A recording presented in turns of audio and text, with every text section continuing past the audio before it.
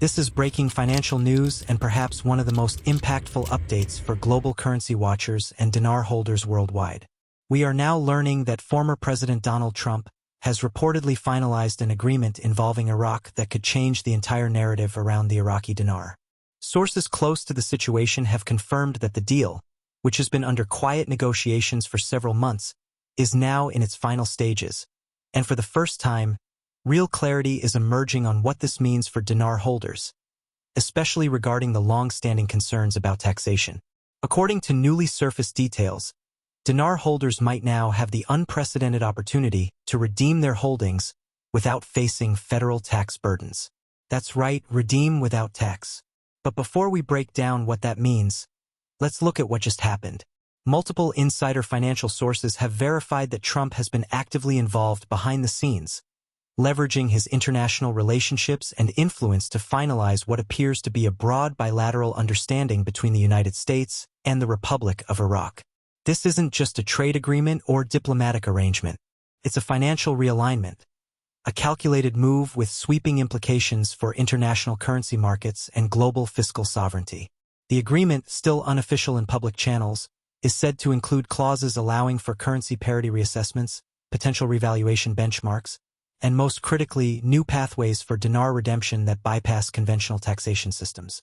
Now, for years, holders of the Iraqi dinar have speculated about a future event, an RV or revaluation, that could drastically increase the value of the currency relative to the US dollar. It's been the subject of immense debate, skepticism, and in some cases, outright dismissal by major financial institutions. But behind the curtain, talks have never stopped. Trump's involvement in this latest development lends it a level of credibility and urgency not previously seen. What's different now is that we're hearing from insiders in both Washington and Baghdad that this isn't merely theoretical anymore. The paperwork is real. The frameworks are real. And most shockingly, the potential tax exemption could be real as well. The proposed mechanism reportedly works through a special financial channel to be administered under an international monetary adjustment framework. This would allow dinar holders to present their holdings through designated redemption centers or financial intermediaries, possibly with oversight from the U.S. Treasury or the IMF, without triggering a taxable event under current IRS capital gains definitions. This is a critical distinction, because the number one fear for many dinar holders has always been the possibility that even if the revaluation occurred, the majority of their gains would be swallowed up by taxes. But with Trump's deal reportedly embedding protections or exemptions into the process, that concern may now be off the table, at least for those who act within the designated window. Of course, this kind of deal doesn't happen in a vacuum. Trump's motivations here are multifaceted. On one hand, it's a powerful geopolitical maneuver, strengthening ties with Iraq while also signaling to other nations that America remains financially agile and globally influential, even under turbulent political circumstances. On the other hand, it could be a masterstroke of economic stimulation. By allowing dinar holders, many of whom are everyday Americans, to access potentially life-changing liquidity without punitive taxes, the cash flow could inject significant capital back into local economies. That's not just good politics. It's good economics. And if timed correctly, it could be one of the most unconventional yet effective tools to spark a grassroots financial boom across Middle America. This revelation, however, doesn't come without complexity. While the reported deal is in its final phase, implementation remains fluid. The exact timeline for redemption activation is not yet confirmed. Furthermore, while the tax exemption aspect has reportedly been embedded into the framework, it may still require either a temporary executive measure or cooperation from select financial oversight committees. The process could face resistance from federal tax agencies or even partisan critics who might see this as an end run around established fiscal systems.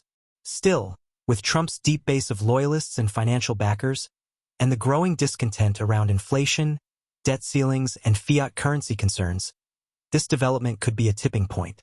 We've also received preliminary reports suggesting that certain banks, especially those previously involved in foreign currency exchanges, are already ramping up quiet training programs for specialized staff, possibly in preparation for the redemption rollout.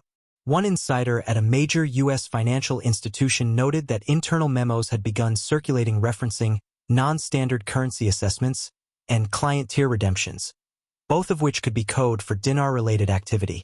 At the same time, the Iraqi central bank has been unusually active in foreign reserve adjustments over the past 6 weeks, a signal that often precedes significant valuation recalibrations. All of this points to a convergence, a moment where behind-the-scenes negotiations are now becoming front-and-center reality. But make no mistake, this is a delicate situation. Everything hinges on precise timing, legal verification, and a well-managed rollout. If the deal were to leak prematurely or become distorted through misinformation, the reaction could destabilize both markets and political narratives. That's likely why Trump has played this close to the chest. Unlike typical political announcements, this maneuver isn't about headlines. It's about strategic silence followed by explosive impact. And we may now be just days or hours away from that impact hitting the public sphere. What remains for dinar holders to do is to prepare, cautiously but intelligently. Anyone holding physical dinar should make sure they have verified, authenticated notes. Redemption will almost certainly require strict vetting to eliminate counterfeit currency. Legal and tax advisors should be consulted, not out of fear, but as a matter of financial diligence. Even though the framework may offer tax relief, the fine print will matter, especially if future congressional action is required to ratify or sustain the terms Trump has negotiated. One thing is clear: this is not speculation in the same way it's been before. For the first time, the pieces are lining up. Trump's deal, if finalized as described, represents a dramatic shift in both foreign currency policy and financial freedom. It could validate the patience of thousands who held onto the dinar for years. And it could redefine how alternative currencies are treated within the U.S. financial system. Still, it is vital to underscore that while this report is based on multiple corroborated sources, official confirmation remains pending. Until the U.S. Treasury or the Iraqi Central Bank issues formal documentation, this remains a highly credible but unconfirmed development. Speculative elements still exist, and as with any financial opportunity, risk cannot be eliminated, only managed. The coming days will be crucial. Watch for signals from global financial institutions. Listen carefully to subtle shifts in political rhetoric. And perhaps most importantly, remain aware that monumental change often arrives quietly, until it doesn't. If the Trump-Iraq deal goes live, it will be one of the most significant financial events of this decade. And for dinar holders, it may be the moment they've been waiting for. One thing is clear: this is not speculation in the same way it's been before. For the first